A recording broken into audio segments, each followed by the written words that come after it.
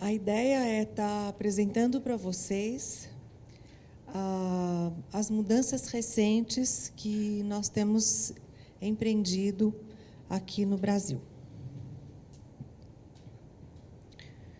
Então, eu acho que, como alguns pressupostos, né, nós temos a Constituição Federal Brasileira de 1988, né, e algumas leis que vão trazer a perspectiva de se pensar a saúde como um direito de todos e dever do Estado. E também se compreender que cabe ao Sistema Único de Saúde, que é o sistema público do nosso país, ordenar a formação de recursos humanos na saúde. E, nesse sentido, então, cabe à União Brasileira a sua participação na formulação e na execução de políticas de formação e desenvolvimento de recursos humanos para a saúde. E, ainda nesse sentido, cabe ao Ministério da Saúde, e aí eu acho que é isso importante para que fique claro, quer dizer, ao Ministério da Saúde cabe todo um trabalho voltado à responsabilidade em desenvolver programas, fomentos e políticas que pensem uma formação em saúde voltada às necessidades de saúde da população e voltada ao desenvolvimento do Sistema Único de Saúde. A gente tem como uma questão fundamental que o Sistema Único de Saúde no nosso país, ele é catalisador de propostas inovadoras de assistência e gestão pública. E é um sistema público de saúde universal que tem como base a democratização, a universalidade, a equidade, a integralidade da assistência à saúde e que é o que está na Constituição brasileira. Por outro lado, para dar conta desse campo enorme de formação, em 2003, né, o Ministério da Saúde ele criou uma nova secretaria que, então, está totalmente voltada à área de recursos humanos, que é chamada Secretaria de Gestão do Trabalho e da Educação na Saúde. E, com isso, na verdade, se abre um grande campo que já vinha sendo desenvolvido, mas que passa a ser muito mais enfatizado, que é essa perspectiva de existir no Ministério da Saúde uma secretaria voltada a pensar a gestão do trabalho e da educação na saúde. Nesse sentido, para essa secretaria, né, tem algumas questões que são fundamentais para serem trabalhadas como desafios. Então, garantir o acesso com qualidade e em tempo oportuno para todos os cidadãos brasileiros, produzir a integralidade da atenção e do cuidado em saúde e ter profissionais suficientes e qualificados para o atendimento das necessidades de saúde da população.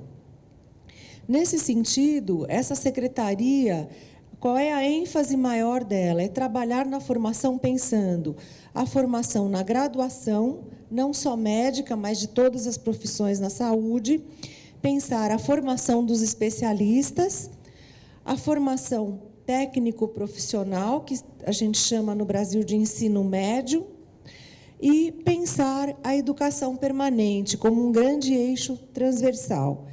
E também trabalhar a questão do provimento, que é uma questão que a gente vai estar falando um pouco mais adiante.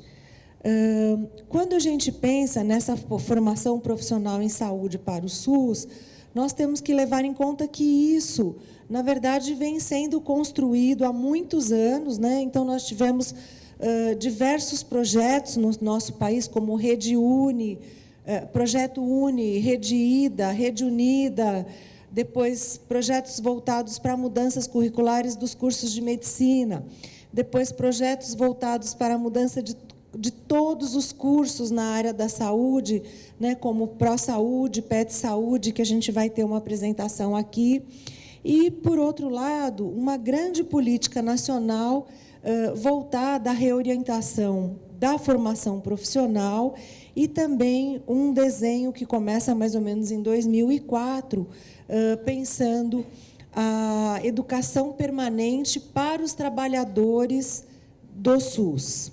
Então, uma educação permanente que pense a educação no trabalho, a partir das demandas e das necessidades de qualificação dos trabalhadores. Bem, mais recentemente, então, a gente tem o programa Mais Médicos, que é de 2013, que a gente vai estar abordando com um pouco mais de profundidade.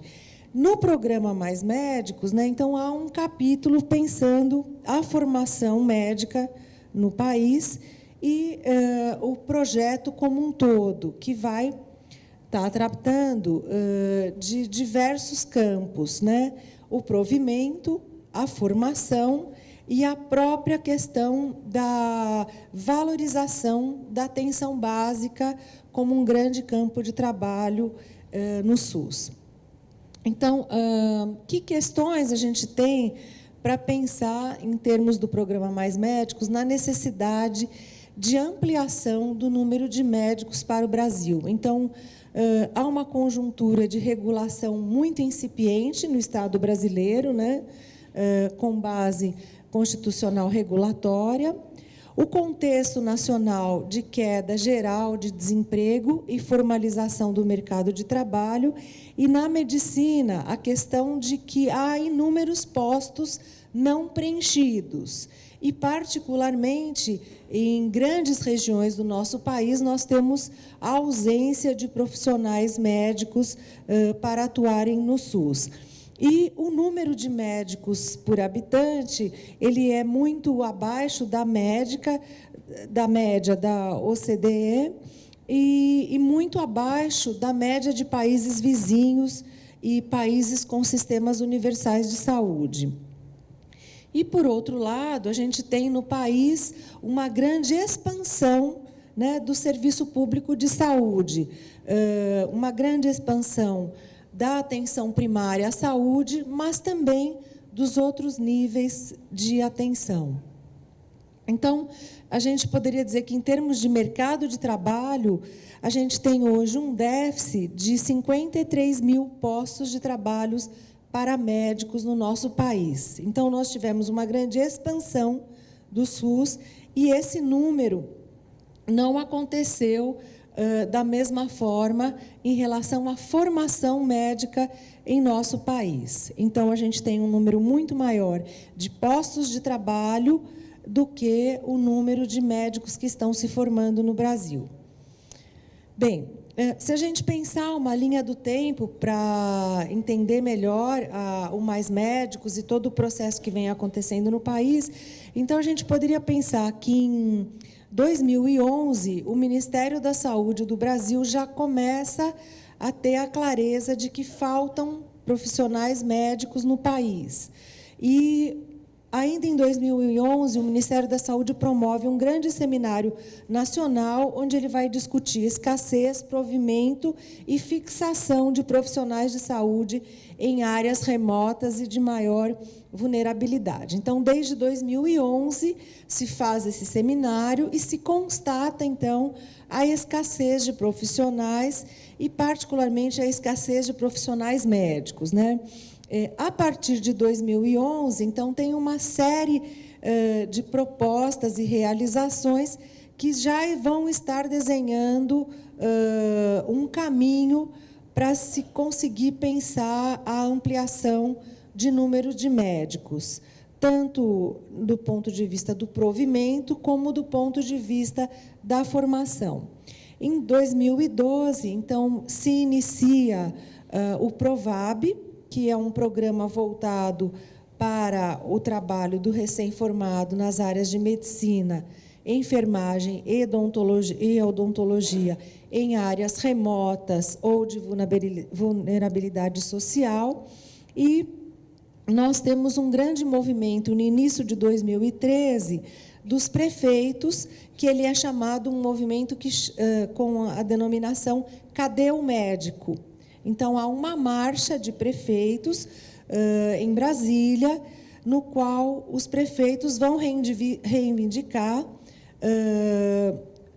do governo a necessidade de médicos para o trabalho nos municípios, e, particularmente, para o trabalho na atenção primária. E a gente tem, então, em 2013, já a perspectiva e o lançamento do programa Mais Médicos, e também um terceiro fórum global sobre recursos humanos em saúde, que se realiza em Recife, e que também vai nos trazer embasamento para que nós consigamos pensar melhor a questão do provimento, das especialidades e da mudança na formação. Então, em 2012, a gente começa o programa de valorização de profissionais na atenção básica, que é esse que é chamado de PROVAB, e que vai se voltar para o trabalho, né, e o incentivo para que médicos, enfermeiros e cirurgiões dentistas atuem de forma supervisionada, com uma formação, com um curso de especialização na atenção básica, em municípios de carência de profissionais, em áreas de extrema pobreza e periferia de regiões metropolitanas, né? É um programa bastante novo, ele começa em 2012 e ele continua até a presente data. Aqui mostrando para vocês onde estão os municípios que receberam os médicos em 2013. A gente percebe, né, um bolsão de vazio no nosso território nacional. E aí, mais uma vez, pensar que mesmo que o programa ele tenha como destaque a perspectiva de atuar em áreas remotas, a gente ainda não consegue dar conta de todas essas áreas. E aqui também, aí mapeando um pouco mais os municípios para o ano de 2013, onde a gente tem o PROVAB. Bem, qual é a questão que nos parece clara? É que a gente precisa ampliar o número de médicos formados no nosso país. E qual é a perspectiva? É que a gente saia de 374 mil, que é o que a gente tem na atualidade, para um número de 600 mil médicos até 2026.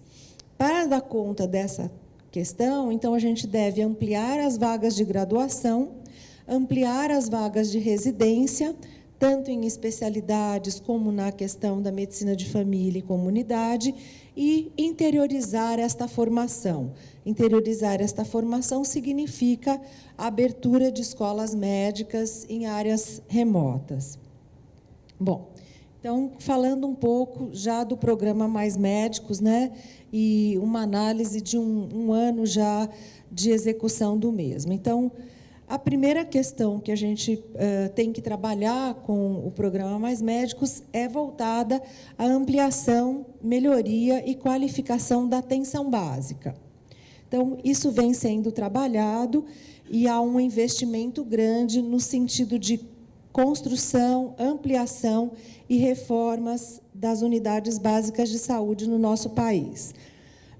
Esse investimento grande volta-se prioritariamente também para áreas onde a gente tem condições muito precárias de unidades básicas de saúde, ou, como a gente estava conversando hoje de manhã com o professor George, quando ele conta que tem muitas unidades básicas de saúde que funcionam em casas alugadas, em casas com uma estrutura bastante inadequada de infraestrutura. Então, há um grande investimento no sentido de qualificar a infraestrutura da atenção básica. E também, em termos de recursos, há uma grande preocupação e um grande investimento para a ampliação dos recursos para a atenção básica. Nesse sentido, também a gente entende que não basta melhorar apenas a infraestrutura, mas a gente tem que repensar no próprio modelo de atenção. Então, a grande questão que a gente vem trabalhando é a ideia de um trabalho centralizado na atenção básica, mas que ele tenha como uma perspectiva uma rede de atenção, com muitos pontos de atenção, sendo um grande campo, os próprios pontos de atenção da própria área da saúde, mas também se pensando a intersetorialidade. Então, trabalho com outros ministérios, com outras secretarias locais, como trabalho e renda, esporte, cultura, educação, assistência social, moradia solidária, assistência domiciliar, além da rede toda de atenção. Então, essa é uma perspectiva que a gente vem trabalhando, que é a perspectiva do trabalho em rede de atenção, né? O foco na atenção básica, mas também uma rede de atenção resolutiva e que tenha realmente uma interação muito presente, né? Aqui só um exemplo do que a gente vem desenhando. Então, no caso da gestante, então pensar todos os pontos de atenção à gestante para qualificar a atenção à gestante e ao recém-nascido, então maternidade, domicílio, unidade básica, casa de gestante, centro de parto normal, centro de uma maternidade de risco. Então, pensar a centralidade na atenção básica, mas toda a rede de atenção. Essa ideia de trabalho em rede de atenção à saúde, ela tem, então, a atenção básica como centro, o planejamento para cada grupo de população e também ofertar uma atenção contínua e integral para as diferentes questões e de redes diferentes de atenção, né? Por exemplo, rede de atenção à saúde mental, rede de atenção à saúde indígena, as doenças crônicas, pensar estruturas distintas para cada uma dessas redes, né? O cuidado multiprofissional e o compartilhar resultados sanitários e econômicos. Bem, quando a gente pensa essa mudança na atenção primária, é claro que a gente também enfrenta a necessidade de educação permanente dos profissionais de saúde. E daí também algumas questões que a gente vem pensando, quer dizer, nós temos que qualificar o cuidado que vem sendo ofertado à população. Então, nesse sentido, né, a gente coloca, né, o universo do cuidar é muito mais abrangente do que o curar. Podemos não curar sempre, mas sempre podemos cuidar e diminuir o sofrimento. Então, também, essa perspectiva de educação permanente, de qualificar os profissionais de saúde, para que a gente consiga qualificar o desenho e o modelo de cuidado que tem sido ofertado. E também, um campo que a gente vem desenvolvendo bastante é a assistência domiciliar, como um campo de atenção à saúde, e também se pensar nessa qualificação da assistência domiciliar como parte do trabalho na atenção básica. E um outro campo que a gente tem trabalhado na formação permanente dos profissionais de saúde é pensar o quanto nós, profissionais da saúde, estamos colaborando para que as pessoas tenham maior autonomia sobre a sua vida e sobre a sua saúde, e o quanto a gente tem criado dependência e medicalizado a vida das pessoas na nossa sociedade. Então, os profissionais criam dependências ou favorecem o processo de autonomia dos pacientes, das famílias e das comunidades. Os profissionais respeitam o processo de planejamento, decisão dos usuários, famílias ou comunidades, ou querem impor os seus valores e crenças. Então, essa também é uma questão que a gente tem se dedicado como um campo de formação. E tudo isso pensando, né, que hoje a gente deve superar a fragmentação do cuidado e pensar numa integralidade que tensiona um modelo hoje de atenção, que supera uma atenção básica com maior qualidade, né, e com maior resolutividade dos problemas. Bem, um outro campo do programa Mais Médicos, então, e acho que esse vocês devem ter um maior contato e conhecimento, é a questão do provimento emergencial. Então, a gente vem trabalhando com 14.462 médicos na atenção primária, né? E com a ideia de que, com isso, a gente está conseguindo ampliar a cobertura para 50 milhões de pessoas beneficiadas. Aqui a gente mostra no mapa do Brasil aonde estão, né, os médicos que estão atuando no Mais Médicos. E, com os Mais Médicos, a gente consegue garantir pela primeira vez a presença constante de médicos, então, em 34 de 6, e cerca de 666 mil índios espalhados por todo o país sendo beneficiados, né? Então, esse era um grande campo que a gente tinha, na verdade, um problema gravíssimo de não conseguir dar atenção à população indígena, e a gente, com o Mais Médicos, chega aos de 6 e chega a essas populações. Hoje a gente tem no programa Mais Médicos, então, dentro dessa grande proposta de provimento, 1.846 médicos brasileiros trabalhando aqui onde eles estão, 1.887 médicos formados no exterior e 11.429 médicos cubanos. Mais de 75% dos médicos estão em município de alta vulnerabilidade, então, ou áreas remotas, ou áreas de cidades, mas que são áreas de vulnerabilidade social. E a gente está hoje, então, com 3.785 municípios beneficiados pelo programa Mais Médicos, né? Enquanto perfil prioritário, então, a gente tem buscado realmente atuar em regiões com populações que têm uma situação de extrema pobreza, mas também em capitais que têm grandes bolsões de pobreza nas suas periferias, né? Bem, e, por último, pensar, então, na formação para o SUS. E aí a gente vai estar trabalhando em 3 dimensões, né?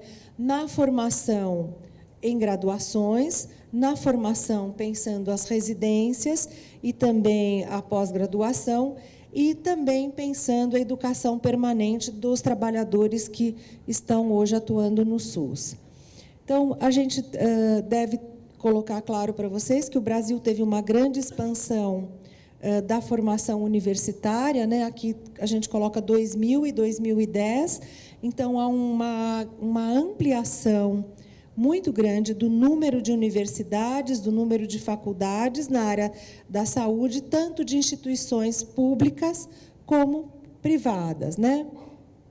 E, em relação às universidades federais, a gente tem, a partir de 2003, né, um programa que vai estar buscando a ampliação, não só na área da saúde, mas de cursos para as universidades federais.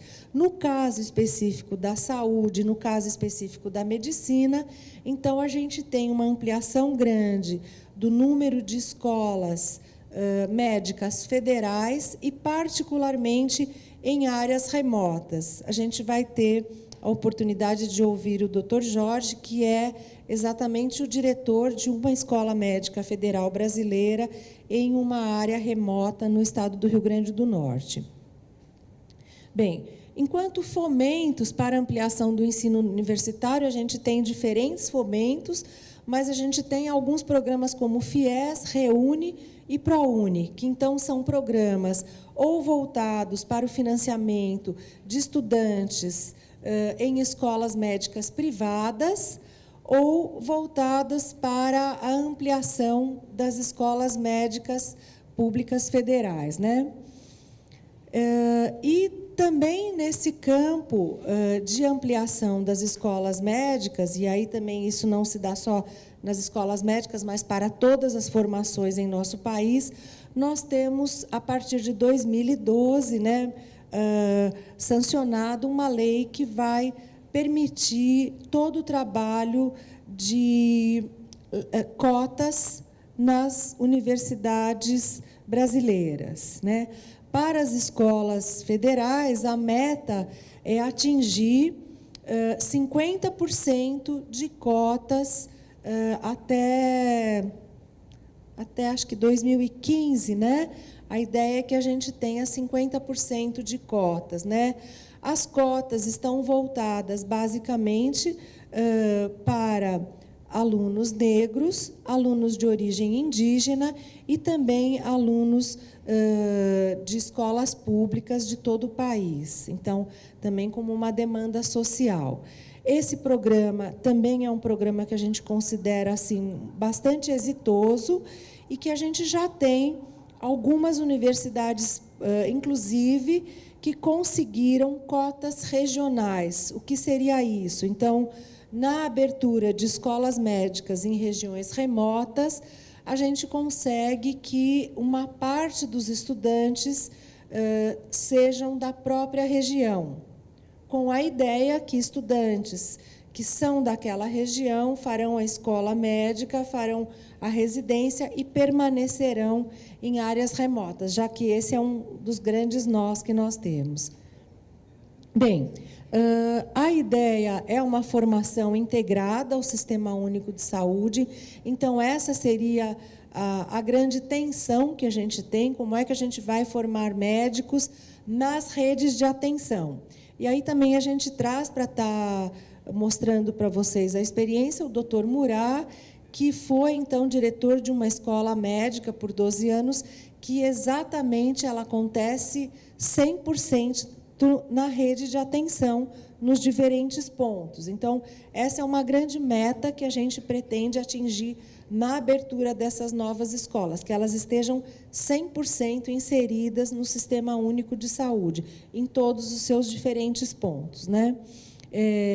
A mudança da graduação médica, particularmente, ela é contemplada com novas diretrizes curriculares, agora no ano de 2014, e nessas novas diretrizes curriculares existem inúmeros pontos que a gente poderia destacar, mas, basicamente, a gente faz uma mudança no modelo de avaliação, com a ideia de um teste de progresso para todas as escolas médicas no país, como uma proposta de qualificação das mesmas, de avaliação e de revisão do que há de necessário para a mudança. E também uma perspectiva de que 30% da carga horária do internato deve ser realizada na atenção básica e na urgência e emergência.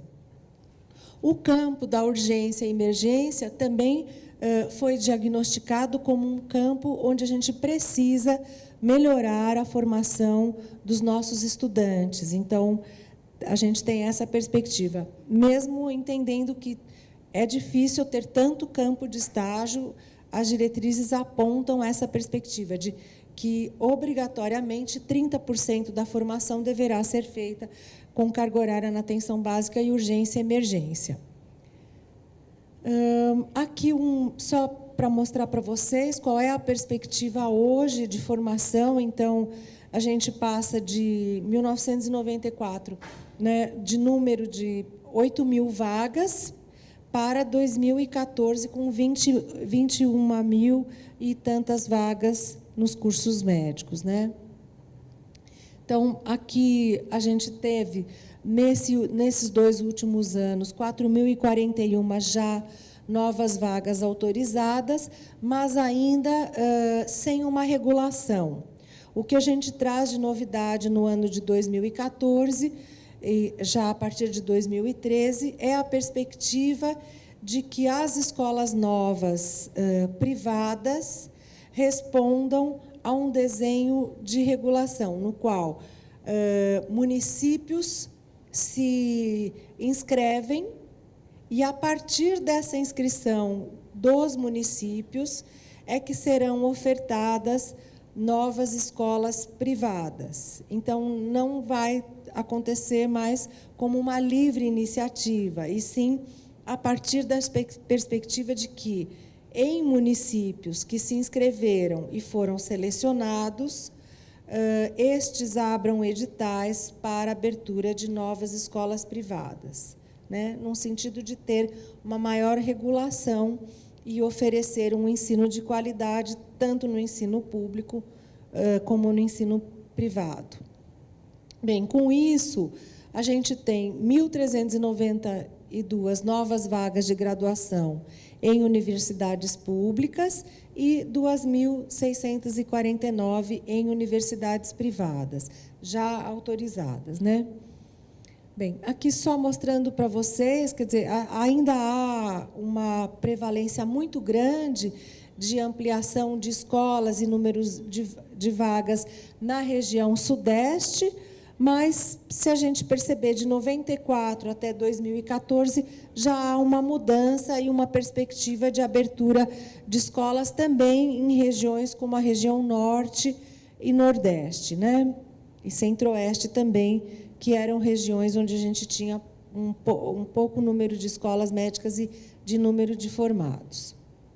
Bem, um outro campo que a gente vem trabalhando é a necessidade de... Não basta abrir escolas médicas se a gente não tem bons professores e professores que entendam a necessidade da mudança do modelo de escola médica. Então, um campo que o Ministério da Saúde, em conjunto com o Ministério da Educação, vem trabalhando, é a necessidade de formação de professores e preceptores para o ensino médico, né?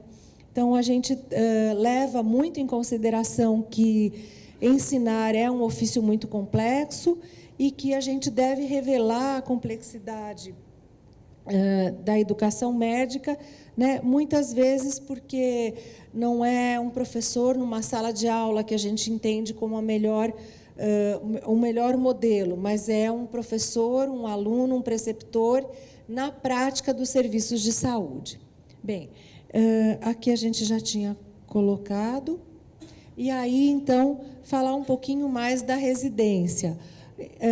Dentro desse campo de ampliação da formação, nós também estamos trabalhando muito num sentido de universalização da residência médica. Então, a perspectiva é que nós tivéssemos um ou 2 anos para a maior parte das especialidades em residência médica geral de família e comunidade. E, na sequência, os médicos fariam as residências nas especialidades. Então, com isso, nós teríamos exatamente esse número maior de formandos com um primeiro e segundo ano na atenção básica e, na sequência, eles irão para as especialidades, né? Esse trabalho está sendo desenhado para que ele entre em vigor a partir de 2018.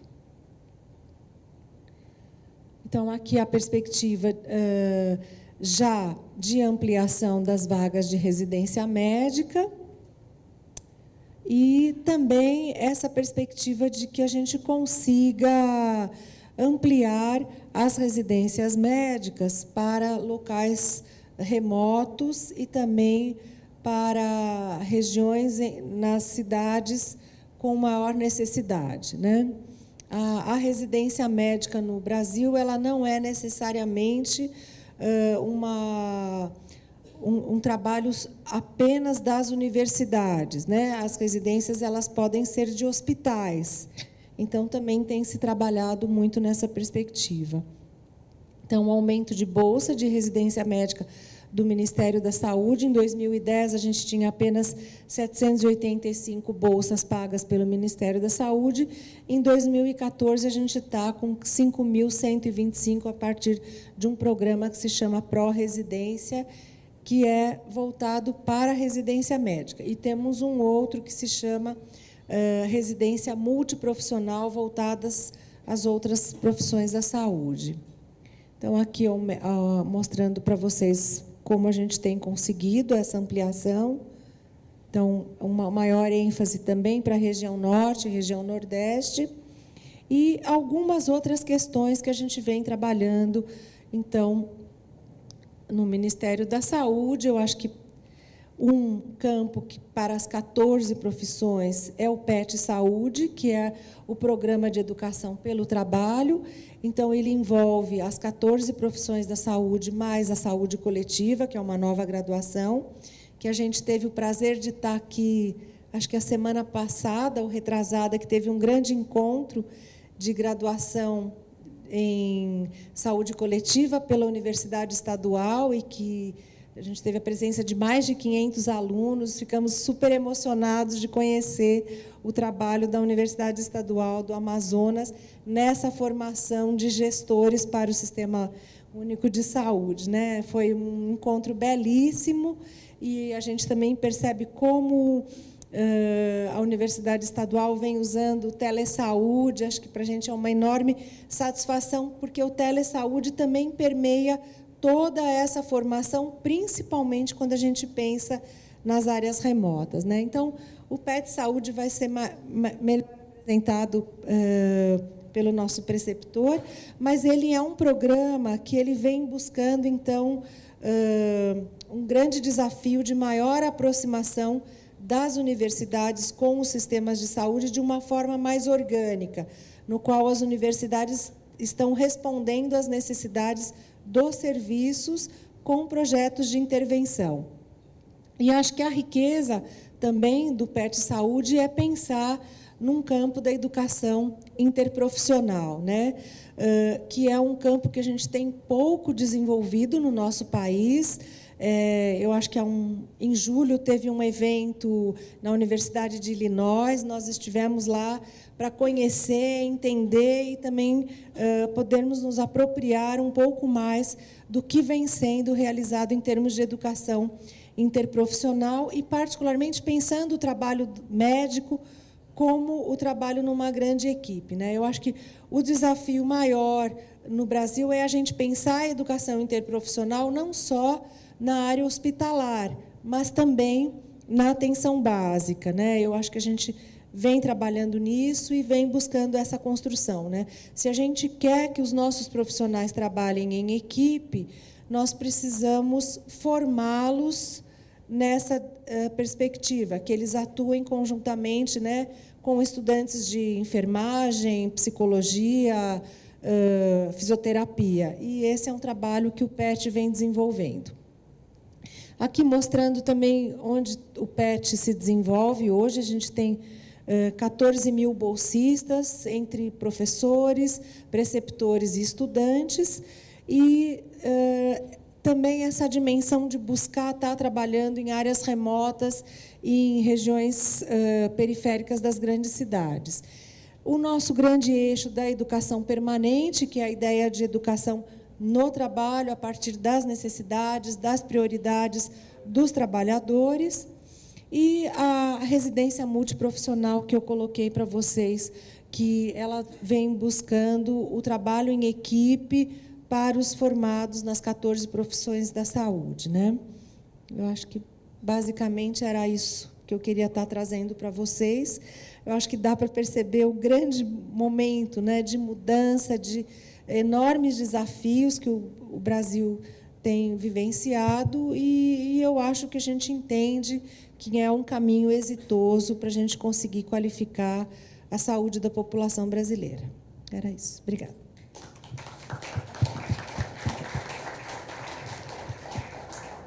Muito obrigado.